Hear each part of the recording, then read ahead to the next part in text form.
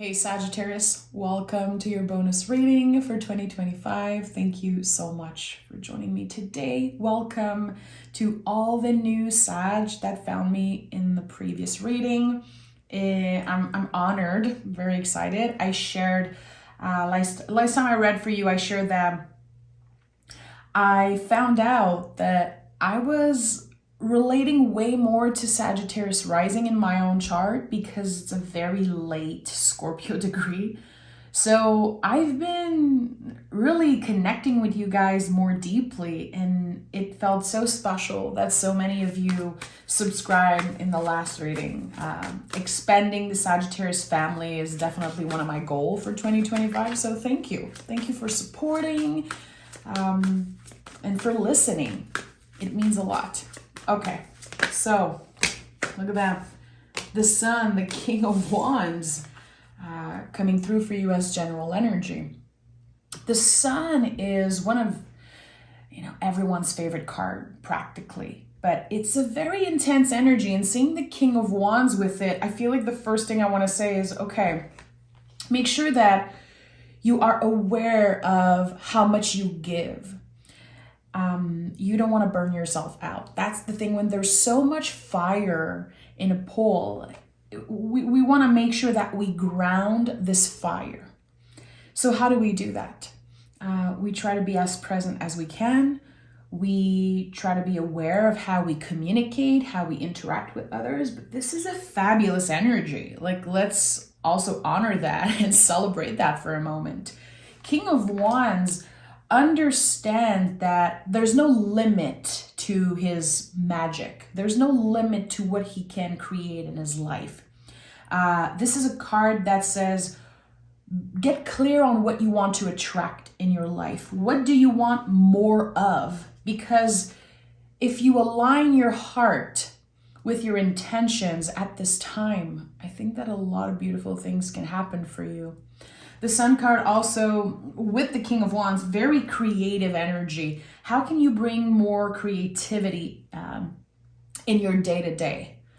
Are you honoring the side of yourself, or are you the type of person who kind of looks at others who are very creative and you were inspired by that, or you envy that in a way? You have it in you. And I think that there is definitely something connected to your self-expression, connected to your creativity, your own unique talents that wants to come through in 2025. It's like a part of you wants to be seen.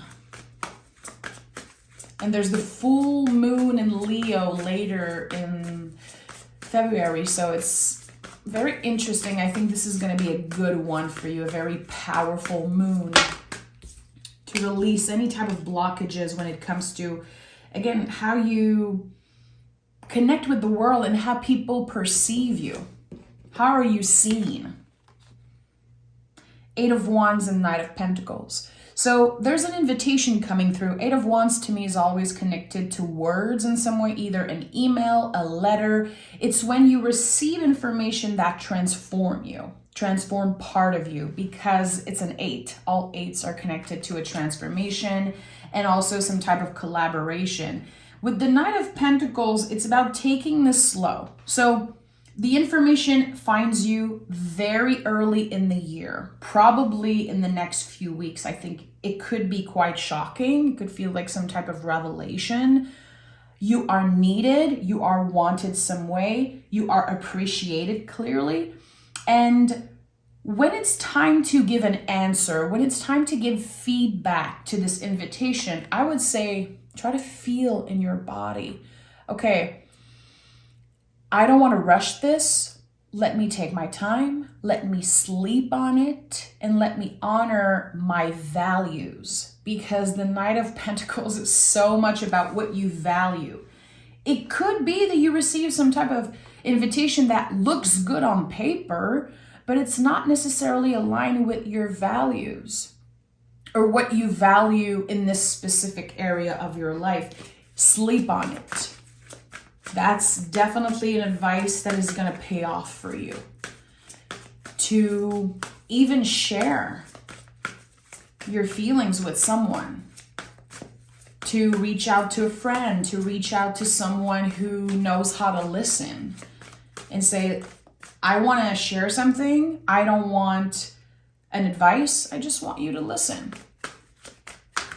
With the Eight of Wands, we cannot underestimate the power of a conversation. The power of sometimes saying out loud the things that bother us or the things that we're kind of confused with.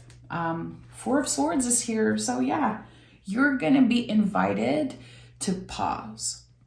This is something very exciting. It feels like a surprise. It is clearly meant to be, but the Four of Swords says, okay, your nervous system is going to be very activated. Give yourself the time not only to sleep on it, but to pause. Take a break from your phone. Take a break from, if you're someone who goes on social media a lot, if you're someone who consumes a lot of news, especially right now, give yourself a few hours or, if it's possible, a few days to disconnect. With the Four of Swords, it really is about protecting our nervous system, noticing when it's time to take a break. We live in a time where our phones are like an extension of our hands, and it's so sad. It really is sad, but it can be quite helpful. It can, of course, give you the feeling that you're connecting with people. And I think there's a lot of beauty to that, to having this, easy communication with the people that you love, but it can get very overwhelming. And with the Sun and the King of Wands as general energy, I'm always going to go back to that question of, is it too much? When is it too much? What do I need more of in my life? And what do I need less of? I think that to clarify that and find more balance when it comes to, again, how much energy you give out, how people have access to you, to recalibrate around those themes a little bit is going to be very beneficial for what's to come. Four of Wands. Now I'm smiling. When I was shuffling the cards and meditating on your energy, the Four of Wands came through. So I'm happy that it's back. Four of Wands is very magical. It's known as the 1111 card. To me, this message of 1111 is, of course, the images of the wands and how they're placed. But what I love the most about that is that when you think about 1111, there's always like two dots in the middle in some way. And here we have two people, and they are channeling something. They are the channeler. So when I pick this card, it feels like a reminder. You are receiving messages constantly from your guides, from the universe. How can you, as I said earlier, ground all of this magic and all of this fire? Because fours are about grounding. It's about the foundation. And you have Four of Swords and Four of Wands.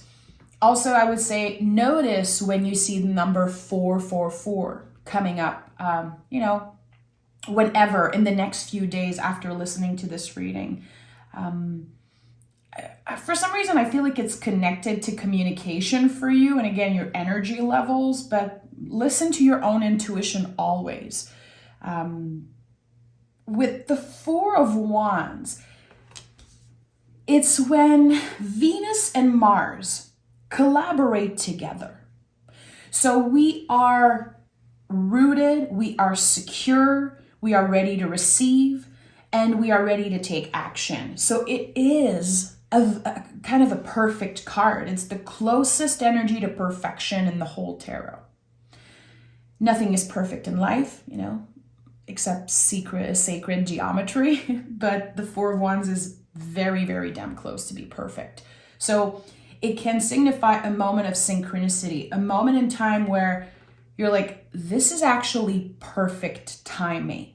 So earlier in the year, when you are invited to sleep on something, to take your time to consider other options, it could be because something better is waiting for you. Keep your options open, Sagittarius. Keep your options open. And know that everything is perfectly timed for you this year. And the Star card is at the heart of your reading. I'm so happy. Again, this symbol of a feet on the ground, a feet in the water, being grounded, but still vulnerable, still open. I love that. The Star card is the deepest healing energy in the whole tarot. I feel like everyone knows that. It's the Mary Poppin of the tarot. It comes in your life, it heals something, and then it leaves, and eventually it comes back. This card does not exist without the Tower card, which is a very challenging energy that a lot of people are scared of. When you see the Star card, you know that the person you're reading for has been through something life-changing. It could be something traumatic. There's definitely still some residual energy around a shock. Something that happened that felt unfair. It felt like there was no ground underneath you. And you had to deal with something that kind of wasn't your fault, but it was your responsibility to move through it. The Star is the moment you realize, I overcame this thing, so I can overcome anything. I am stronger than my fear. I am stronger than those challenges. Nothing can get in the way of me getting to the next level.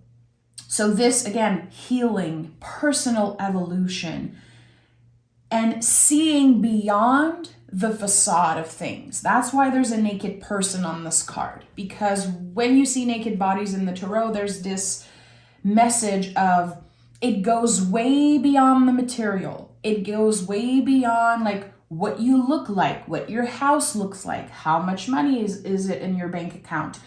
You are connecting with energies that are so much more meaningful than just the looks. Again, the material. And there's a time to think about the material. It's okay to want more money. It's okay to want beautiful things. It's okay to, have goals that are more material or financial. There's no shame to be had in that. But there's something that's happening in 2025 that it brings you back to the simplicity of life. There's something very simple and foundational about the energies that you're moving through. I like that. And we have the Justice card. It makes sense because I said it. You just probably ended or closed the very intense cycle. For some of you, you could consider this like a karmic cycle in some way. The Justice card is when everyone wins in a situation. We are not looking to hurt someone back regardless of what they have done to us. We are choosing peace. We are choosing self-love. This is a card ruled by Venus. This message keeps coming up for you of Venus, which is very solid and rooted, and here we have air. So we can only ascend as deeply as we are rooted. The most important and foundational lesson of all spiritual work is how present are you? How connected are you to the present moment? How are you in your body? Are you even in your body? So many people disassociate like all the time.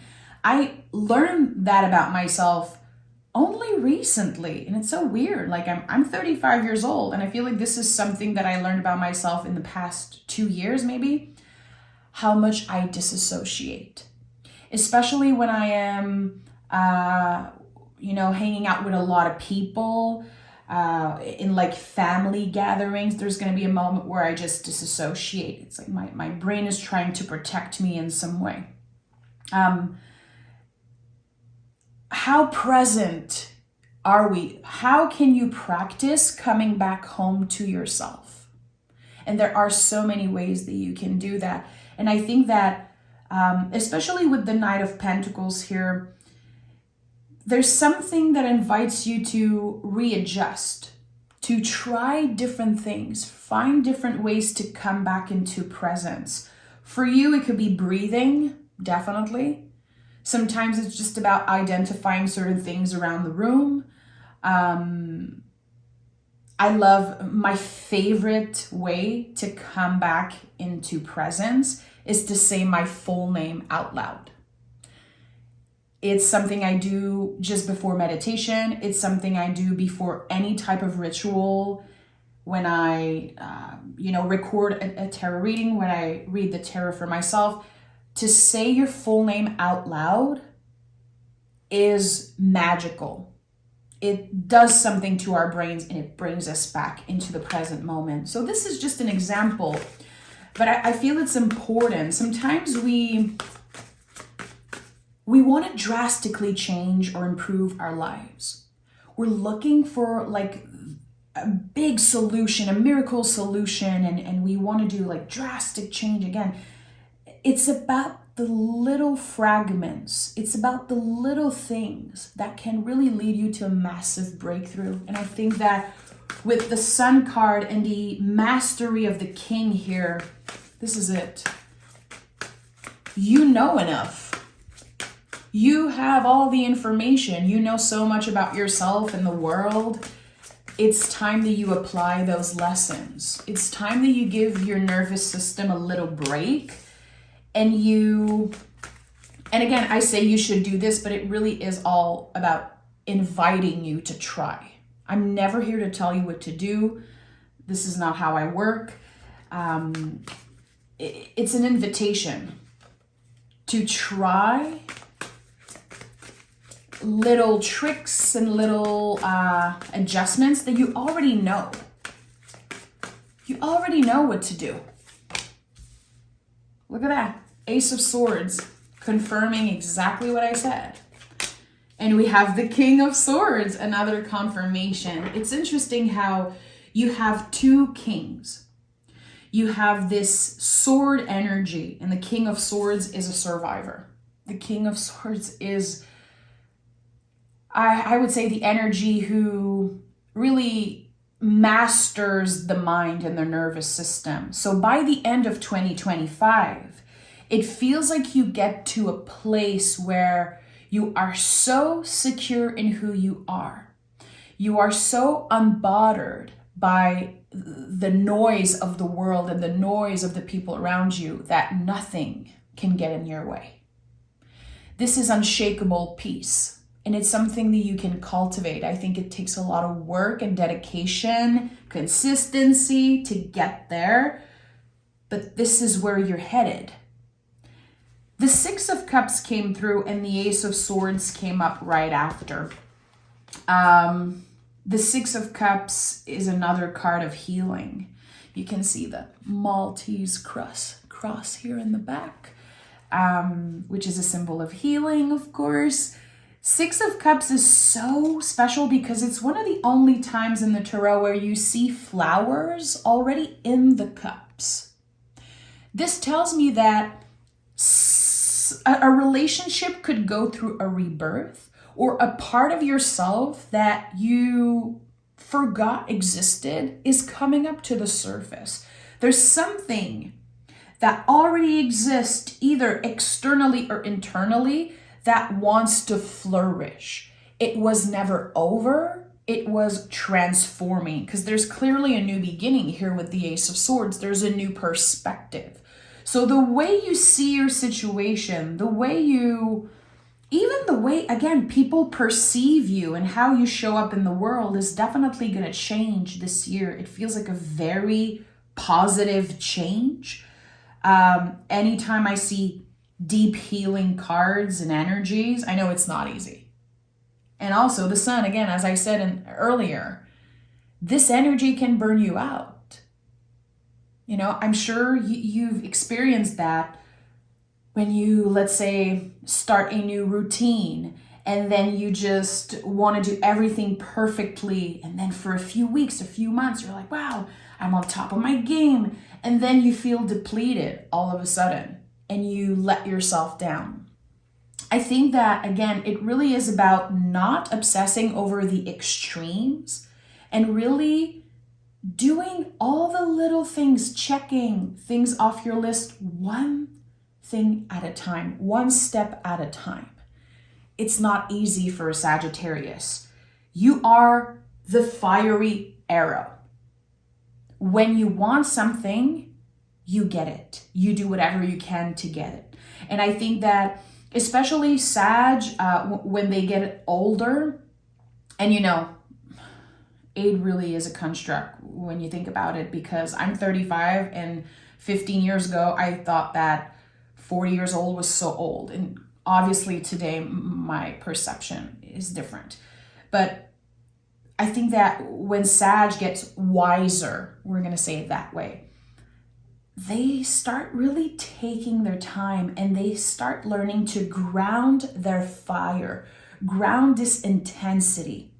And I think that this is really what you're learning to master in 2025, how to utilize this powerful fire of yours, but instead of burning yourself out, you're managing and balancing your energy levels and being more consistent. It's like it's the end of the roller coaster for you. It's the beginning of a more consistent path. Even your mood, I feel, is going to improve in some way. I like that. I'm absolutely obsessed with the cards I'm seeing here. Again, it's kind of exciting for me now that I feel so connected to Sag risings. I'm very curious to know if there are some Scorpio rising like me with a late degree that listen to the Sagittarius readings and stuff. I don't know. I'm going to keep the comments open for you today. I really want to... I want to hear you. I want to know. Feel free to share whatever you want in the comments, as long as it's respectful to me and to others, of course. I'm going to keep the comments open.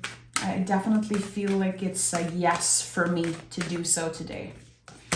And we have, oh, I'm so happy. I love this card. Moonflower. Bloom even if no one is watching. I love this. So it makes a lot of sense because I feel like this is a very personal year for you. Yes, how others perceive you is going to change. There's definitely a vibe of the public eye or an audience for you, Sagittarius. It's like, I feel like people are going to know who you are on a bigger scale. Not everyone wants to be, famous. Not everyone has necessarily something creative that they want to share with the world, but it could be with your community. It could be that people are really starting to know you in your community or at work.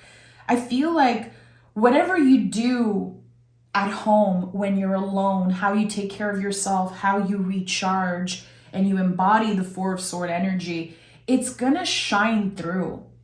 You're going to receive compliments all the time in 2025. People saying, you look so good. You look like you're exactly where you're supposed to be. In French, sometimes we say, la personne, the person, est sur son X. You're on your X. I don't even know if you can say that. It's like, t'es sur ton X. So you're exactly like in your element in some way. And I feel like people are going to say those things to you.